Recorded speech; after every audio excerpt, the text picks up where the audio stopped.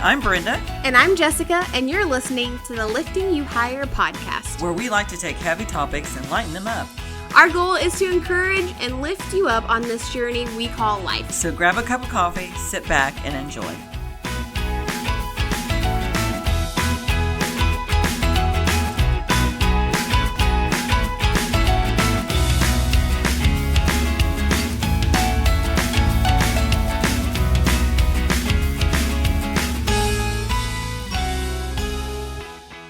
So, welcome to the Lifting You Higher podcast. We're so glad that you took the time to listen to what we want to share with our listeners, because we love you guys. We do. And so today we are talking about, because you know the holidays are upon us. Yes. And so we thought we'd do a podcast today on how to deal with your family during the holidays. Yeah. Because, hey, it's there. It's coming. You can't ignore it. It's fast approaching.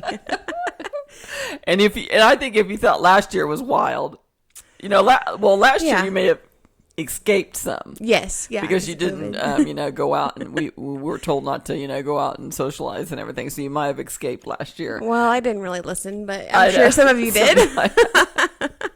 So now this year it's like, I don't know about you a lot, but like this summer I tried to cram 2 summers into one summer. Yep.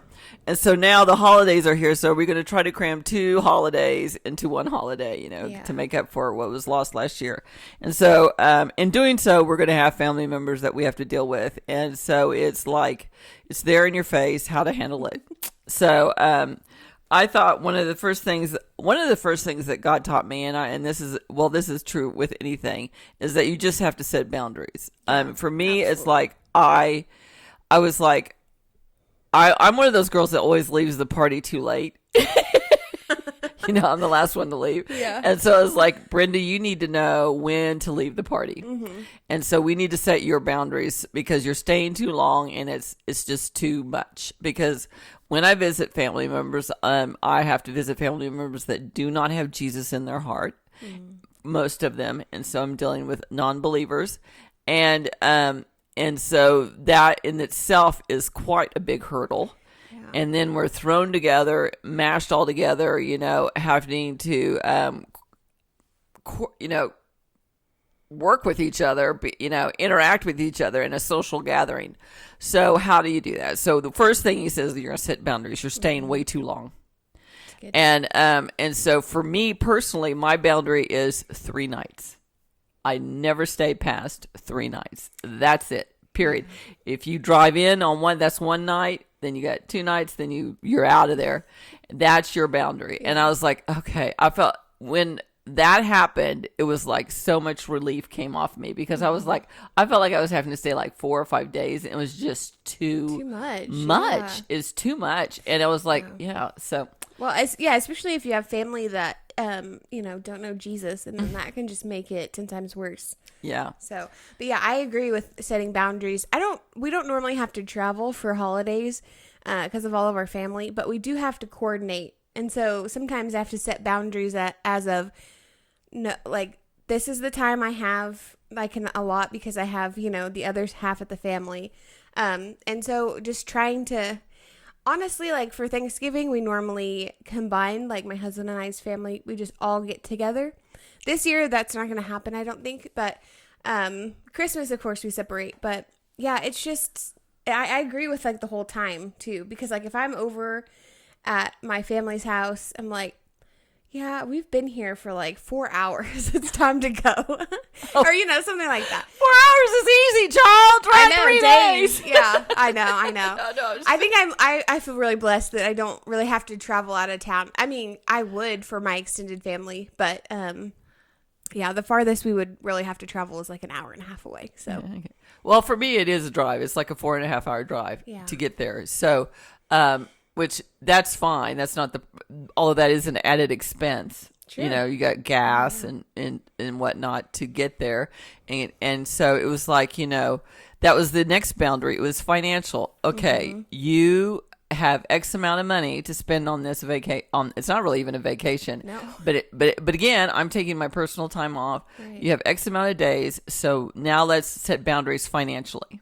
Mm-hmm. You're going to, so that's why 3 nights, because then I have to take into consideration, okay, what's my gas money, my food money, my, toll money, taking all the expenses that you will incur. Luckily I don't have to pay for a hotel room. That's nice, yeah. But it's like, this is your budget. This is your boundary on how much money you're going to spend. I mean, it was just like, I didn't even realize how many boundaries that I was just like winging it. Yeah. And being not so much taken advantage of, but being made to feel guilty for not, staying as long as they thought I should stay. Yeah. The funny thing is that they didn't really want me to stay that long. It was just oh, you're leaving now? Yeah. And I was like, yeah, I'm leaving now. And, but, before I always felt like, well, I had to stay the whole duration, like the whole 5 days. I felt like if I left early, I was like the bad daughter, and it was like, okay. So again, financially was another boundary that I had to set. How much money am I going to spend to do this trip? Well, because especially if you like count like presents and stuff, if it's for Christmas and not just for Thanksgiving, Yes. Exactly.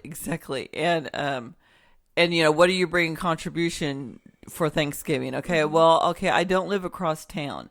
So if you need me to bring a dish, we need to figure out a dish that will travel for 4.5 hours. Yeah.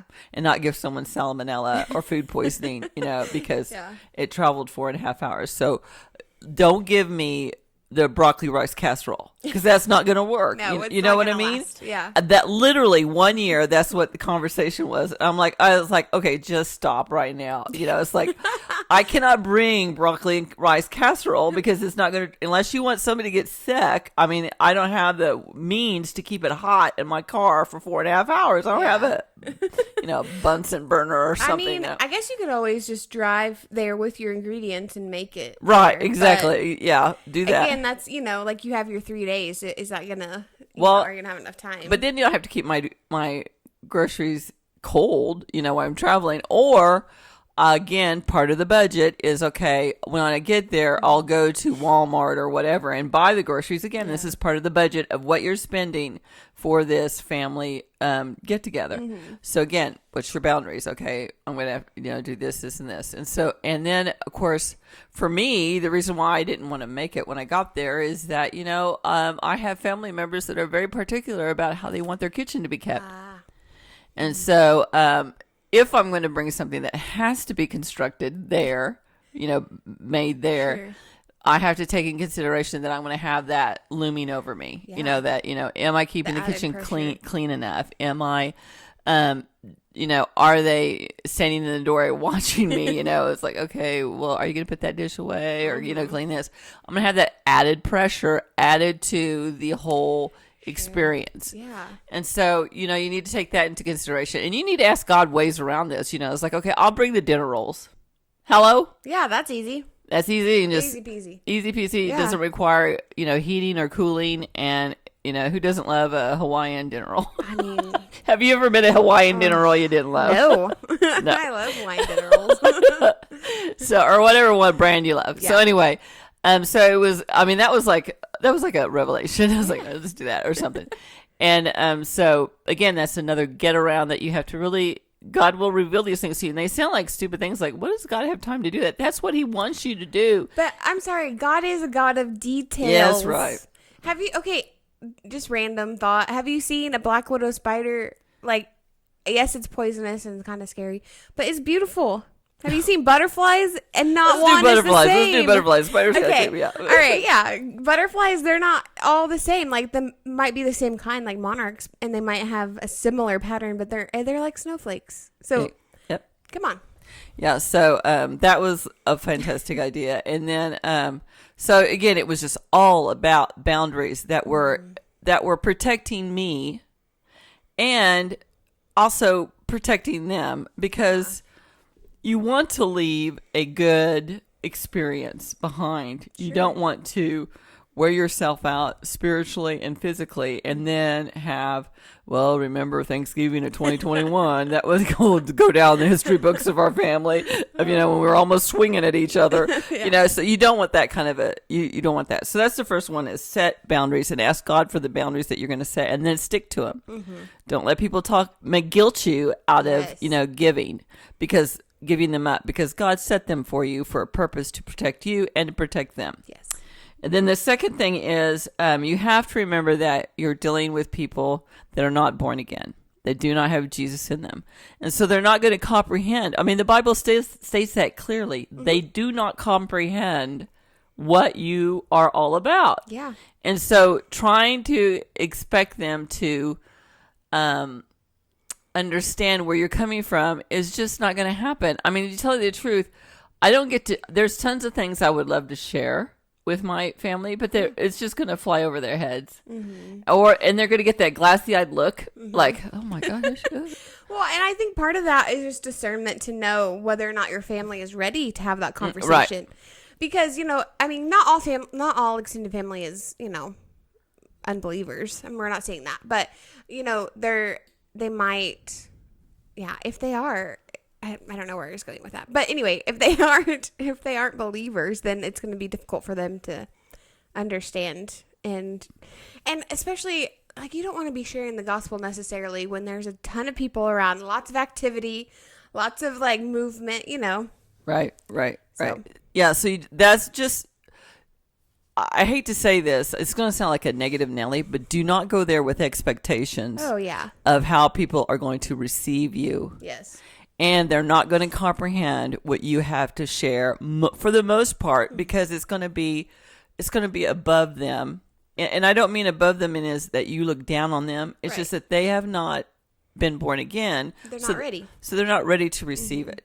Now, you may be able to drop seeds, which is fantastic. Yeah. Like that'll be like a golden moment. It's like, I remember when she asked about that. And I said, well, let's just pray real quick. And she looked at me and said, okay, let's pray, I guess. And I was like, I remember that one forever, that I actually got to hold, Aunt so-and-so's hand, and we prayed about her situation. So there might be golden moments that God just drops in there that you get to do something like that. But do not go there with expectations of that happening, because then you're going to force that, and then you're just going to annoy, and they're going to be like, oh, God. Oh, goodness. It's the goody two-shoes. It's the, honestly, the holy roller's coming. Woohoo! That kind of leads us into number 3, grace and forgiveness. Yeah. You can't go expecting, well, I'm going to win my entire family today. I mean, if God tells you, well, go for it. But, you got to give them grace. Even if they are Christians, I have to give my family grace all the time, Oh, yeah. So, yeah. And be quick to forgive. Right. So you're coming from a family, for most part, are born again, have Jesus, for the most part. And then I'm coming from a background where I don't have that, where most of my family is non-believers. And so you have to take that in perspective. I mean, like, okay, so how you're going to keep your expectations and the level of things you talk about. And the Bible also says about, don't share it's like you're casting pearls before swine. Yeah. When you try to share things with them that they cannot perceive. Absolutely. So it's like, so you don't really need to go deep into it, because they're going to get that glassy-eyed look like, okay, all I asked was, what were you doing? I didn't want an in-depth summary of it, and or a Bible, study on it. I just wanted, it was just being courteous about asking you about it. That was my lesson to learn, is when to know when they're just being courteous, and when they really want to know what's going on. And so, and for the most part, and I don't say this to hurt your feelings, but for the most part, they're just being courteous. Yes. Yeah. Unfortunately. I mean, they really don't want to know. I mean, they love you, but they, they're set in their ways. And honestly, if they know they're doing wrong, there's that guilt. Oh, yeah. And they're honestly like, well, I don't want to say anything because she might judge me. with, how my life is going. So I'm just going to be courteous and move on. Well, that is so true, because I can walk into the room and I'm bringing light into the room, and immediate conviction, there's this thing called conviction. Immediate conviction can happen to people who are not living in the light when they meet people that are living in the light. So now you've got that other mixture into it that you're dealing with, is that just your mere presence is conviction. Yeah. And what do you do when you're in a conviction? You squirm. You may not act, politely. You're like, I got to get out of this. And you're just like, okay, I asked how she's doing now. I got to get out of the room, and I can't get away from her fast enough. And so I have to be able to discern when it's just a courteous question and when it really is, tell me what is that all about? What's going on? I'm going to find that interesting. I have to discern that and not to get my feelings hurt when it's just a courtesy question. Yeah. Because it's not about me. It's about them. They're just not in a state not to receive what's going on. Yeah, exactly. And it's trying to force feed a banana, or something into, a baby's mouth that just cannot consume it. Yeah. You're going to choke it, so stop it. And that's called having grace. And then forgiveness, immediate forgiveness. So like when you're like, oh, well, she didn't really care. She just said that to be polite. Don't take it. Don't get your feelings hurt. Forgive them. Because they know not what they're doing. Yeah. Remember before you got saved, you didn't know what you were doing or saying. I had no clue. And so just remember, just walk in grace, and forgiveness. Grace and forgiveness. Grace and forgiveness. That's the two sisters. I have grace and forgiveness. Isn't that from your Hind's Feet? Oh, Hind's Feet from High Places? Yes, isn't that the name of the two sisters? It was first started out being sorrow and something. Oh, grace and forgiveness? And then, it might have been. And then don't the two follow, she has those two angels that follow her around. Well, yeah, because isn't there another book about grace? Yeah, it's called Spice Mountains. Yeah, so it might be. Yeah, so I think at some point, I'm trying to remember that book. I give that book away all the time because I think it's so fascinating. I think at some point once she accepts God, they turn into... Grace. I'll have to go look that up. I think so. I think you're right on that. I'll have to go look that up. We'll have to look that up later. But anyway, so then, so just think you have grace and forgiveness coming with you. Yes. So the next one is, take comfort in knowing that you are not the only person in this situation. Yes. Believe me, there are hundreds, if not thousands, of other people in your same shoes. So I know. I remember do you remember the first Thanksgiving after President Trump was elected? Yeah. Okay. So I was going to go visit one of my sisters who is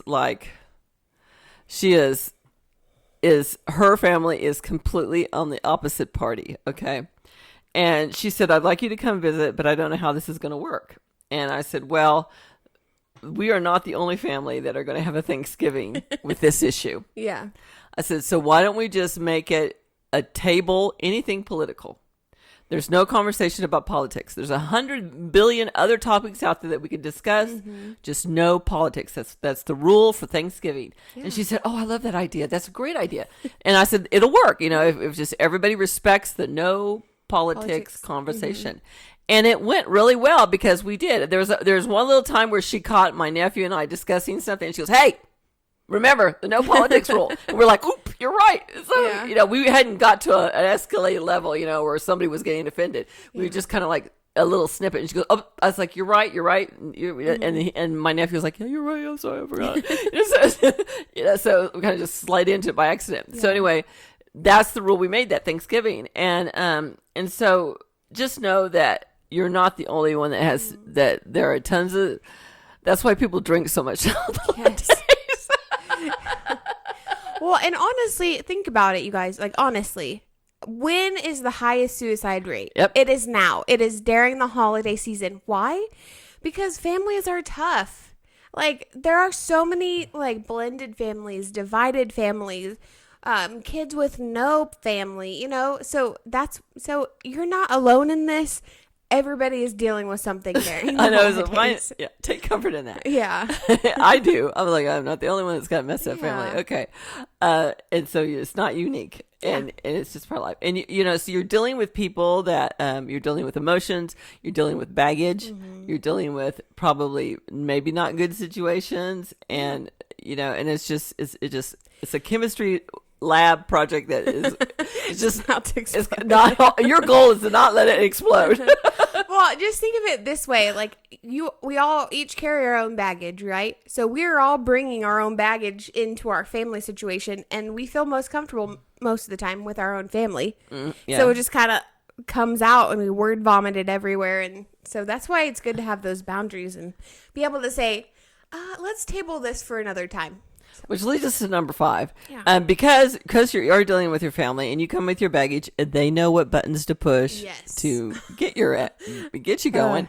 Okay, so number 5 is guard your tongue. And I know it may be hard to do because sometimes people will say things that will bait you. They know how to, get you revved up, what buttons to push, what things to say that make you angry or make you want to maybe retaliate in a way that then afterwards you really are mad at yourself because you took the bait.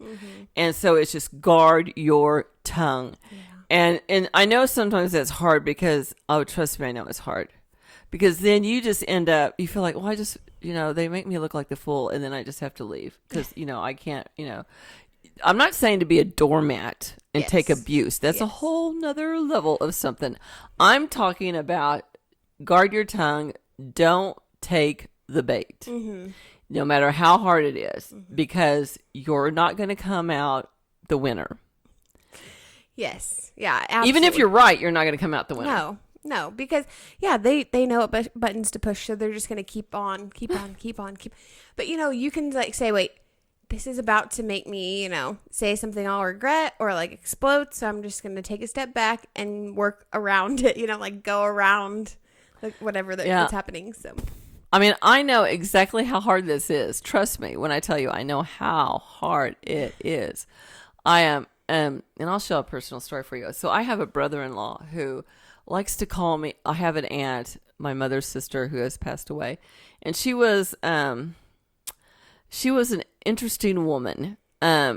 Personally, I believe maybe she, she was a generation that did not address mental health issues. Our generation started it, and then your generation picked it up on the, so now we're not as archaic as we used to be. Yeah. But so she's from a generation that did not address mental health issues. And I suspect maybe she was, and I'm not a clinical psychologist, but I suspect maybe she suffered from manic depression or maybe even bipolar because she made some decisions in her life that were a little unorthodox. And so this brother-in-law, she has since passed away, likes to call me her name. Oh. And he does it not in a flattering way. So let's say we're playing cards and he'll go, "Okay, Jeannie," like that, Oh, no. he means it in a disrespectful, cutting way. Yeah. And so I know because my sister her husband is this, accidentally gave me this little piece of information because we all know the dirt on everybody and what family members and how to get back at him. Yeah. So I know that he hates being called his dad's name. Oh. So whenever he calls me Jeannie, I'll say, "Okay, thanks, Don." Knowing that I'm, and I'm like, and then I'm so mad at myself because I bought the bait. Yeah. I took the bait. I should have just said, "Okay, thanks." It just went on. But I just, because he's trying to, get a rise out of you. Get a rise out of me. He is. It's definitely. That's all it's about. It's not about, let's, share a good time together. It's like, let me poke the bear and see what comes out. Yeah. And so I just get so mad at myself on those occasions where I let that slip out. Yeah. And I'm like, doggone it, I just lowered myself to his level by saying that back, knowing that, he does not like that. I should have just said, "Okay, thanks." Yeah. But I and sometimes I do, and other times I can't. It just, it's like if it's that third day, all bets are off. Yeah. I'm like, I've had 2 full days of this. Okay, it's time to move on. It's coming out. Sorry, God, I love you, but it's coming out. I need some grace and forgiveness right now. Forget about giving it. I need some. So anyway, So just guard your tongue as hard as you can. I mean, like, if you have to, I sometimes think maybe I should just write it on my hand, on the inside, guard your tongue. On the inside of your hand, just look at it. I'm guarding my tongue. Or just do like a GYT on your wrist, just in a Sharpie, and you're like, oh yeah, okay, I gotta guard my tongue. Or you have my permission to just stuff a dinner roll in your mouth. Yeah. Then they'd be like, man, she really likes bread. She really likes those Hawaiian dinner rolls, doesn't she? Hey, do what you got to do to guard your tongue. Whether that's get up, put some tea in your mouth, put a bread, whatever you got to do. Yeah. So anyway, once you get home and you realize that, you've guarded your tongue and you didn't take the bait and you didn't say the things you weren't supposed to say, you're going to be like, yes, I did it, God, and then of course you're going to remember the ones that you did. And you're like, okay, that's all right. I'm getting better. So much better. 2 years ago, we would have had a verbal confrontation right then and there, brawl or something. All out brawl. Like. So it's like, give yourself kudos that you did it right. And can I just say, celebrate the little things. Those little, I didn't, stab him back with, the name that he doesn't like to be called, So celebrate that because, honestly, it makes it a lot easier. That's right. That's it right. Does. Yes, that's right. So those are our 5 points for dealing with a family during the holiday. And we hope that you are able to take away something with it to help you deal with it because God bless them. They're your family and you love them and whether you like them or not. Yep. You didn't get to choose your family. Your family chose you. So. Yeah, that's right. And you know what I always tell myself too is that for some reason God put you in that mix. Yep. He needed that concoction to make you be what you needed to be to fulfill what he needed done on this earth. Yeah. And so don't resist it. Don't hate it. Just go with it and try to be the light. That's all you have to do is don't resist it. Go with it and try to be the light because he's got the bigger picture and he knows what's going on. Absolutely. So, and just remember also that you are loved, that you're beautiful, that inside or out, that you have a purpose on this planet and you are needed. Yes. And we just bless you and we want you to stay safe and have a happy Thanksgiving and a Merry Christmas. Yes. We'll see you soon.